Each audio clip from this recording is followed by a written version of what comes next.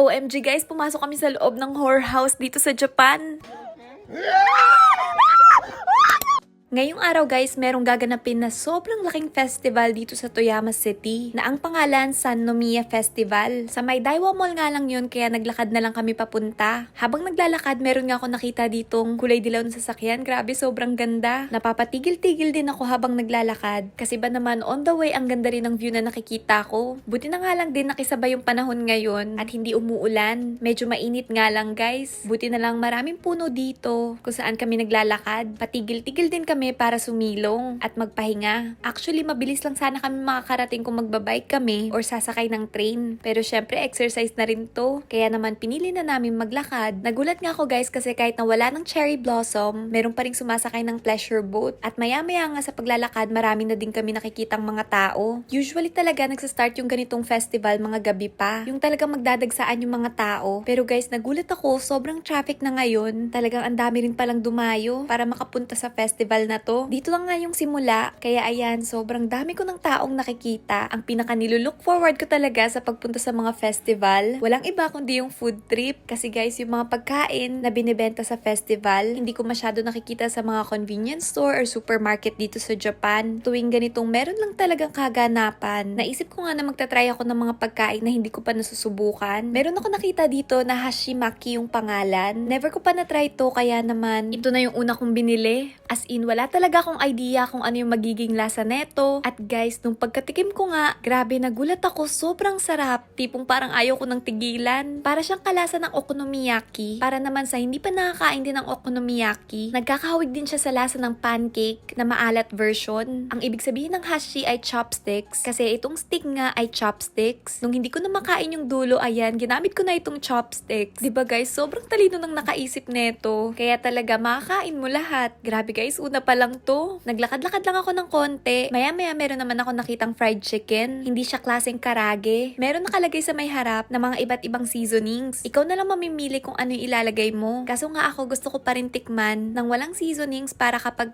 natikman ko na yung pinakamanok, alam ko yung gusto kong ihalo. Lalo hindi ako mahilig sa mga sauce or sawsawan. Pero guys, wala nga talaga siyang lasa kapag walang seasonings kaya nilagyan ko na lang ng asin at paminta. Sinunod ko naman itong laging napakahaba ng pila. Walang iba guys kundi itong kasutera. Lagi nga ako nag-curious bakit gustong gusto ito ng mga Hapon. Nakatikim na ako neto guys, pero mga ilang taon na rin yung lumipas. Kasi nung time na yun, medyo na-trauma ako. Paano guys, sobrang haba ng ipinila namin. Tapos yung lasa niya parang normal lang. Kaya after noon, ang tagal ko talagang hindi kumain neto. As in, ngayon na lang ulit. At ganun guys, wala rin naman pinagbago yung lasa. Galing dito sa kabilang kalsada, tignan nyo naman guys yung dami ng tao. Medyo nauhaw na nga rin kami, kaya pumasok kami sa may loob nitong Daiwa Mall. Pati kasi dito meron ding mga nagbebenta. Tignan nyo guys kung gaano ka-organized dito sa Japan. Kapag nagtapon ka ng basura, ilalagay mo dyan yung ice at jelly na hindi nakain. Tapos nakahiwalay din yung straw at lalagyan. Tumigil nga lang ako dito sa gilid. Medyo nasanay na rin kasi ako dito sa Japan na kapag nga kumakain or umiinom, tumitigil talaga dyan sa may gilid. Pero syempre, hindi naman lagi. May mga klase pa rin ng pagkain na masarap kainin habang naglalakad. Pero dito kasi sa Japan guys, hindi naman siya batas. Pero common dito lalo na para sa mga matatanda na kapag ka kumakain, umiinom, kailangan mo talagang tumigil sa paglalakad. Kapag ganitong merong festival, mawawala ba naman ng long potato? Nakakatuwa nga dito kay kuya, tag 600 lang. Nung last nakain ko nito, tag 800. Ang cool nga ng building na to guys, tignan nyo, merong halaman, yung pinaka-wall. Grabe guys, ang layo pala ng lakaran na to. Gusto kasi naming marating yung pinaka-shrine. At dito nga sa may dulo na ang daming mga palaro, para lang tuloy akong nasa perya. Diba guys, yung ganitong laro nilalaro din to sa perya sa atin. Meron din dito mga pachinko, pero sa mga laro dito, hindi pera yung mapapanalunan mo, kundi yung mga items din na nakadisplay dyan. Sa may dulo nga rin guys, nandito na yung horror house. Last year, pumunta rin ako dito at gustong kong pumasok dyan sa loob. Kaso ewan ko ba, naunahan talaga ako ng kaduwagan ko. Natakot kasi ako pag kami lang ni Jonathan yung pumasok. Kaya guys, alam nyo ba, minessage ko agad si Erica at Casey na pumunta nga sila dito kasi meron kami papasukin na horror house. Kaso guys, si Erica meron pang trabaho tapos si Casey naman mamaya papasok pa. Kaya naman sabi nila susunod na lang daw sila after ng trabaho ni Erica at bago naman pumasok si Casey, magpapalate na nga lang daw siya. Ito na nga yung shrine guys. At sa may gilid neto merong nagbebenta ng frozen cucumber. Sobrang benta neto kapag ka summer season. Medyo lumabas na kami sa part na napakaraming tao. At ayan, itong mga bundok na yung nakikita namin. Grabe guys, sobrang ganda pa rin ng Tateyama. Mahal nga yung tubig dun sa loob kaya naman pumunta kami ng convenience store para bumili netong napakalaking tubig. Naglalakad na kami ngayon kasi guys, simula nang natry ko maglaro ng badminton, nasabi ko sa sarili ko na gusto kong maglaro ulit. Kaya ngayon, on the way kami kung saan pwedeng bumili ng raketa at shuttlecock. Habang naglalakad guys, meron tumatawag ng pangalan ko. At ayun guys, yung tropa ko pala na Singaporean na magiging boss ko rin. First time lang nila ni Jonathan nagkakilala. Ito nga guys, nandito na kami ngayon sa Joshin. Ito lang yung pwede namin puntahan na malapit sa amin para makabili ng raketa at shuttlecock. Alam nyo ba guys, napadecide ako na bumili nga neto. Kasi guys, after mismo ng laro namin ni Ate Risha, kinabukasan nun, niregla agad ako. Kaya na-realize ko parang siguro kulang lang ako sa galaw at exercise. Tignan nyo guys, inaasar ko nga si Jonathan dyan na wala siyang pang-basketball. Kaya ganun yung naging itsura ko. Pagkalabas ng Joshin, ito guys, sunset na nga.